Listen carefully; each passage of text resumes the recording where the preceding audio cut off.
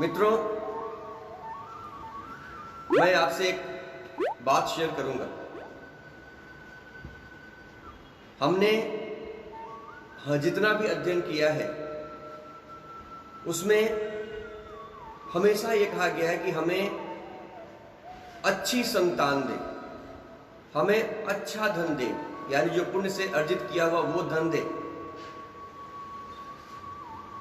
अच्छी संतान का मतलब ये होता है कि आपकी संतान वंश बढ़ाने वाली हो, आपकी कीर्ति बढ़ाने वाली हो, और जिस तरह से आपने अपने माँ बाप का ध्यान रखा है, ध्यान रखिएगा, जिस तरह से आपने अपने माँ बाप का ध्यान रखा है उसी तरह से वो भी आपका ध्यान रखने वाला हो।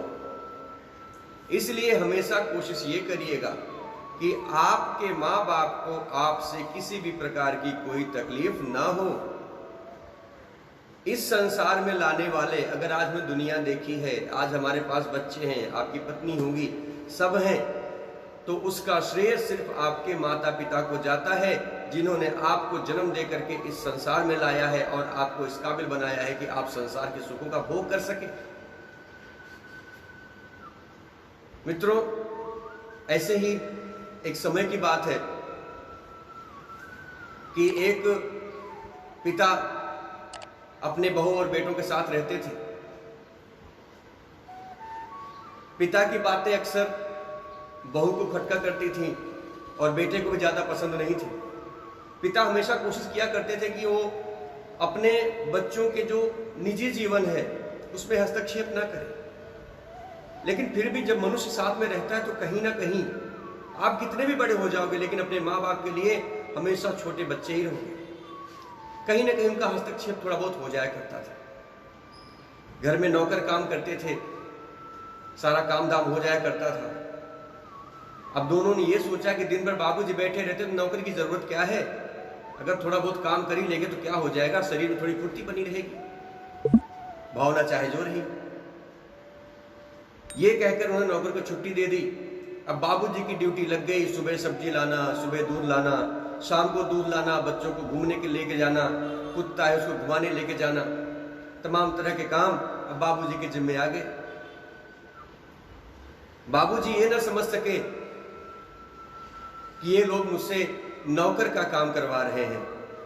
वो तो बड़े खुशी खुशी अपनी जिम्मेदारियों का निर्वाह करने लगे। उन्हें लगा कि चलो हमारे बहू बेटों ने कम से कम हमको इतना सम्मान दिया कि हमें अपने जीवन के दैनिक कार्यों में हमें संलग्न किया, हम भी उनके साथ उठेंगे बैठेंगे। इस तरह समय बीतता रहा। अब धीरे धीरे जो काम पहले बाबूजी ने शुरू किया था, अब वो काम उनके गले के लिए एक जंजीर की तरह बन गई। सब्जी लाने में लेट होता तो बाबूजी डांट खाते, दूध लाने में लेट होता तो बाबूजी डांट खाते। कहीं ना कहीं बाबूजी की जीवन की जो नैया थी वो डगमगाने लगी और उन्हें यह एहसास होने लगा कि क्या ये वही बच्चे हैं जिन्हें मैंने पाल पोस कर बड़ा किया था। अरे बहू को तो छोड़ दो, वो तो बाहर से आई है, लेकिन जो मेरा बेटा है, जिसको हमने जन्म दिया था, जिसको हमने अपनी गोद में लेकर के पाला था, जिसको हमने बड़ी दुआओं के साथ बड़ा किया था, वो भी हमारे साथ ऐसा कर रहा है। खैर समय निकलता रहा। धीरे धीरे बाबूजी को बहुत तकलीफ होने लगी, उनसे बर्दाश्त न हुआ। उन्होंने एक दिन अपने बेटे को बुला के कहा कि बेटा एक काम करो,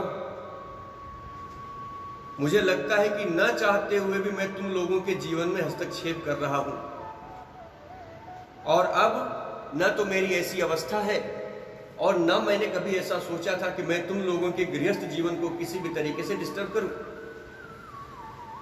लेकिन चूंकि मनुष्य का स्वभाव है, अगर साथ में रह रहे हैं तो कहीं ना कहीं बातें बीच में आ ही जाती हैं और कुछ न कुछ मेरे मुंह से निकल जाता है। आप ऐसा करो कि मुझे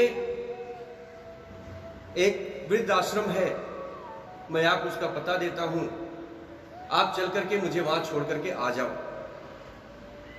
बाबूजी घर में बड़े निराश रहने लगे थे, बड़े उदास रहने लगे थे। उनका घर में मन कैसे लगेगा जब उनका घर में सम्मान ही नहीं है। तो बहू ने कहा, तो आपने बहुत अच्छा फैसला किया पिताजी, आपको तो पहले ही सोच लेना चाहिए था। बेटे ने कहा कि हाँ बाबूजी कोई दिक्कत नहीं है, अभी छोटे का बर्थडे भी आने वाला, मैं आपको बुलाऊंगा। बहू ने कहा, नहीं बुलाने की क्या जरूरत है, हम केक भिजवा देंगे, आप क्यों परेशान होंगे, इतनी दूर से आप यहाँ पे आएंगे। बाबूजी की आंखें नम हो गई, उनको लगा कि देखो मैं इतना भारी हो गया इन लोगों के ऊपर कि अब मेरा एक भी दिन इनको बर्दाश्त करना मुश्किल हो गया है। उन्होंने कहा, ठीक है बेटा, अब मैं यहाँ लौटकर कभी नहीं आऊंगा। आज मैं तुम्हारा घर छोड़ के जा रहा हूँ और ये आशीर्वाद देके जा रहा हूँ कि तुम लोग सदा फलो फूलो, और दूसरा आशीर्वाद मेरा हमेशा याद रखना, जो तुम मेरे साथ कर रहे हो ये तुम्हारा बेटा तुम्हारे साथ कभी ना करे। ऐसा बोल करके बाबूजी बाहर निकले। बेटा गाड़ी लेकर के आया, उनको गाड़ी में बिठाया और लेकर के वृद्धाश्रम की तरफ चल दिया। वृद्धाश्रम पहुंचते ही बाबूजी अंदर चले गए। वहां पे कुछ लोग थे जिनको पहले से जानते थे, उनसे घुलने मिलने लगे, उनसे हंस हंस के बातें करने लगे। बेटे को देख के ताजुब हुआ, उसने कहा, ये अभी अभी तो आए हैं, तो इनकी दोस्ती कैसे इतनी जल्दी होगी सबसे। फिर वहां के मैनेजर वो भी आए, दोनों हंस हंस के बातें करने लगे। बेटे ने बाबूजी के जाने का थोड़ा इंतजार किया। जब वो चले गए तो उन्होंने मैनेजर जाके पूछा उनके पास कि आप मुझे ये बताइए कि बाबूजी तो अभी अभी आए हैं, तो क्या आप इनको पहले से जानते हैं जो आप इस तरह से इनको बातें कर रहे हैं। तो उसने कहा, हाँ मैं इनको पहले से जानता हूं। और कैसे जानता हूं, ये सारी घटना उस मैनेजर ने बताई। अब उसके मुंह की सारी बातें सुन करके जो उनका बेटा था उसके तो रोंगटे खड़े हो गए। उसको तो ऐसा लगा जैसे उसके पैर के नीचे की जमीन खिसक गई, और वो वहां से गाड़ी लेकर के अपने घर चला गया।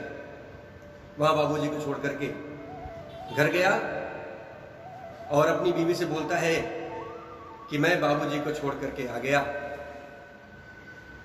अब बाबूजी दोबारा लौट करके आश्रम से नहीं आएंगे। बीवी बोलती है, चलो बहुत अच्छा हुआ, कम से कम बला टली।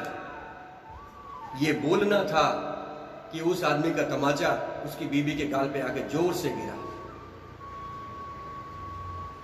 उसने कहा, तुम्हारी ये हिम्मत, तुमने मुझे मारा। उसने कहा कि मुझे तुम्हें बहुत पहले ही मारना चाहिए था। अरे मूर्ख, जिस आदमी को हम आश्रम छोड़ करके आए हैं, मैं तो उसका सगा बेटा भी नहीं हूं। वो मुझे उसी आश्रम से गोद लेकर के आए थे जहां आज मैं उनको छोड़ करके आया हूं।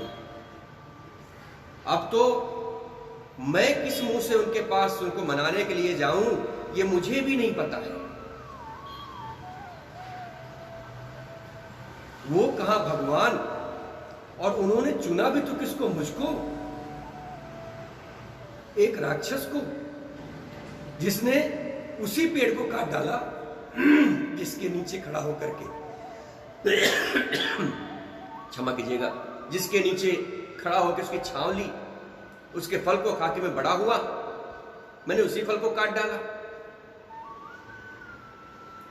ये कहते हुए उसकी आंखें भर आई और बोला, मैं चाहता हूं कि मैं जाकर के बाबूजी को वापस लेके आऊं, लेकिन मैं किस मुंह से जाऊं बाबूजी को वापस लाने के लिए। हे भगवान, मुझे शक्ति दे, मुझे ताकत दे। दरवाजे पे घंटी बजती है, दरवाजा खुलता है। वो देखते हैं कि वो जो छोटा बच्चा था जिसका बर्थडे था, वो अपने दादाजी को लेकर दरवाजे पे खड़ा है। दोनों पति पत्नी अपने आंसू को रोक नहीं पाते हैं और अपने पिताजी गले लग जाते हैं और कहते हैं, पिताजी माफ करिएगा ऐसी गलती। पिताजी ने बोला, बेटा आगे मत बोलना, तुम्हें अपनी गलती का एहसास हो गया, मेरे लिए सबसे बड़ी बात यही है। तो मित्रों, मेरा कहने का सिर्फ इतना सा मतलब है कि जिस माँ बाप की गोद में पल करके हम बड़े हुए हैं, जिस अरमानों के साथ उन्होंने हमको बड़ा किया है, उनके वो अरमान टूटने न पाए, इस बात का हमेशा ध्यान रखें।